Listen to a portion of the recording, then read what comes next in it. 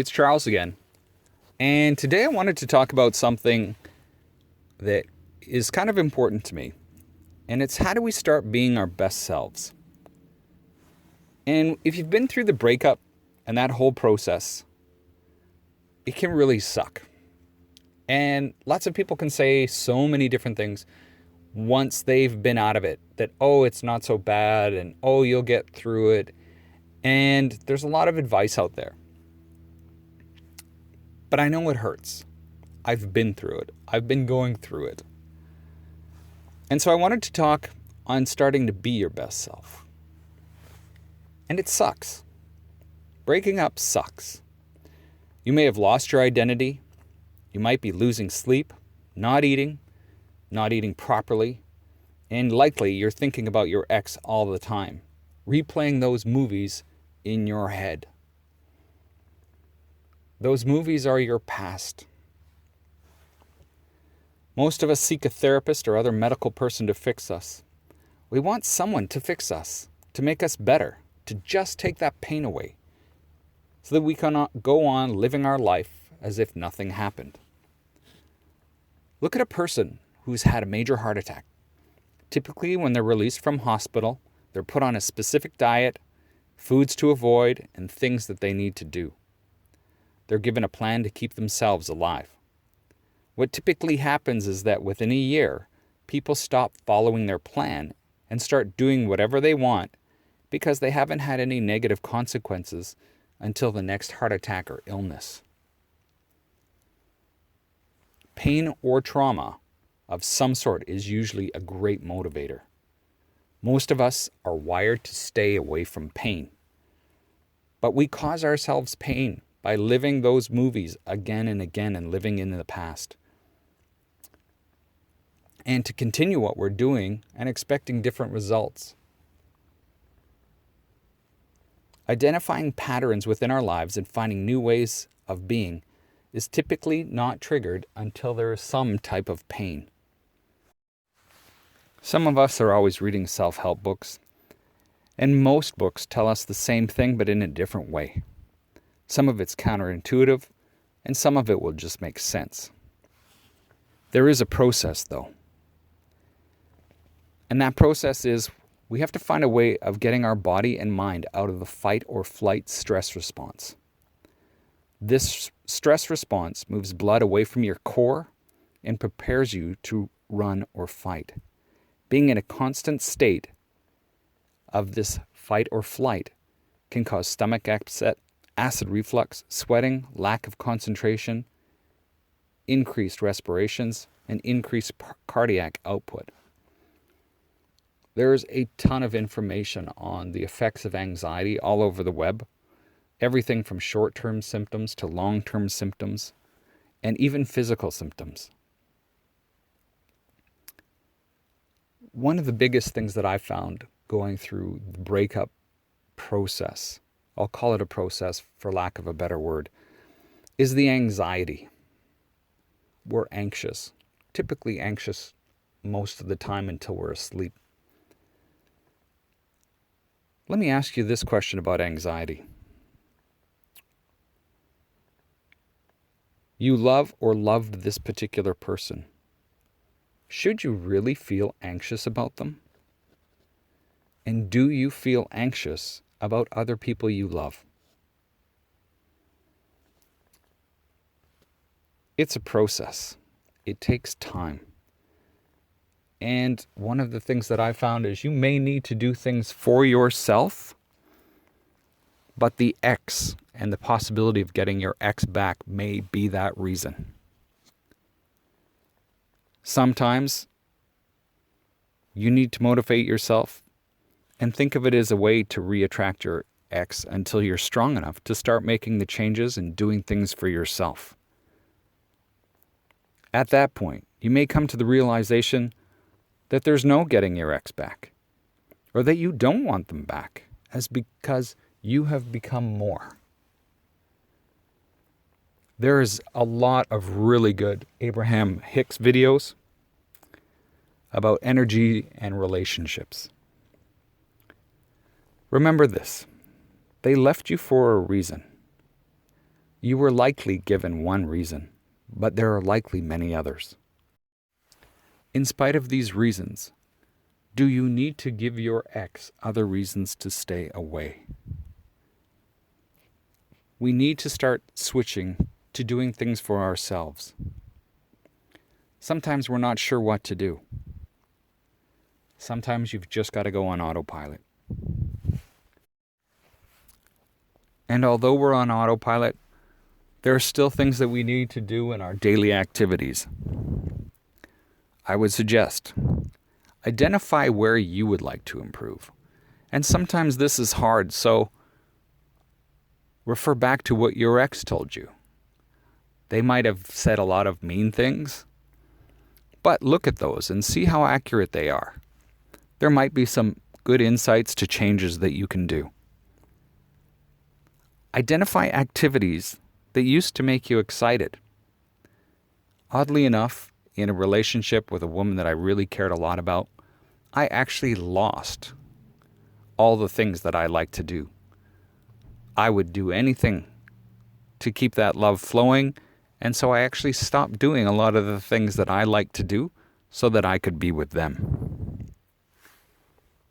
Also, identify what you wanted to try in the relationship or before that breakup.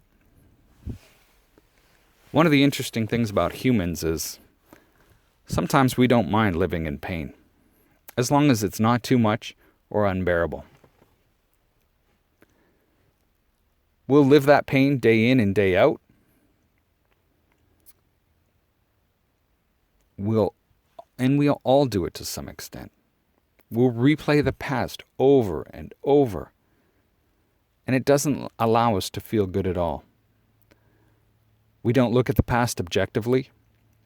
We look at it as if we are reliving it. We don't pull ourselves back far enough to look at the situation and look at it without the emotion and figure out what we could have changed about ourselves, or to recognize the red flags and other disorders in the relationship. Typically, we always look to make ourselves right and justify our position. Breakups aren't easy. It can take weeks or months to be able to objectively look at the situation and realize what was plain for everybody else to see. I have a list of do's. And these are: you may not feel like doing anything. You may feel anxious, angry, alone, needing validation, but you've got to get out of the house and participate in life. And I know during the COVID crisis, this can be even more difficult. Do get up. Do get some sleep. You may need to seek medical help, and look at the Sleep Institute website just to find out some of the different things and how anxiety can affect your sleep. Do feed yourself wholesome, good food. You'll need the additional nutrients for your system because of the stress that it's under. Do get some perspective. Do get out and socialize. Put yourself in some positive situations.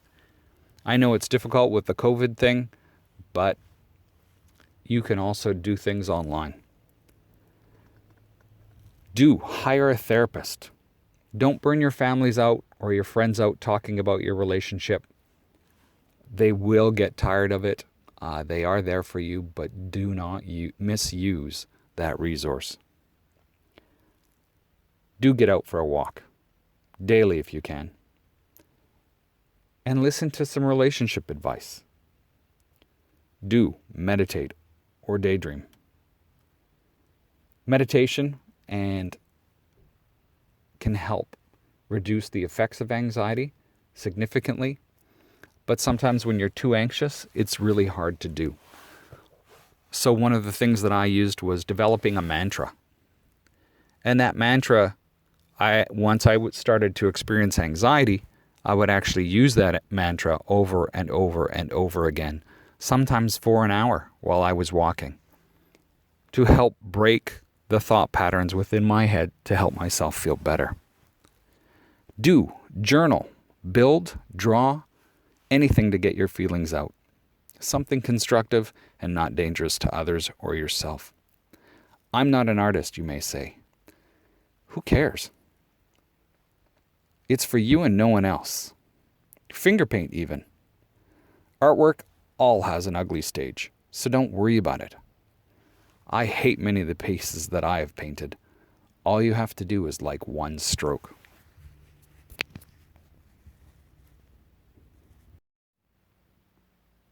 Now let's get into the don'ts. Don't drag everybody else into your pain and relationship. Get some professional help if you can afford it. Don't listen to music that reminds you of them.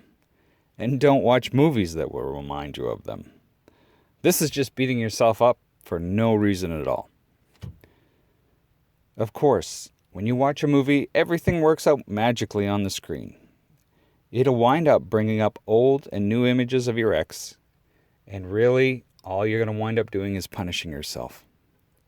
Don't stalk them in any way. It sucks. And you think it'll put your mind at ease, but what happens if they are with someone else? All you did was put yourself into more pain. Or if it gets bad enough and the disposition of your ex is not to have you around, you may wind up in trouble with the law. Don't keep reading old emails or texts. And try not to get stuck brooding in the past.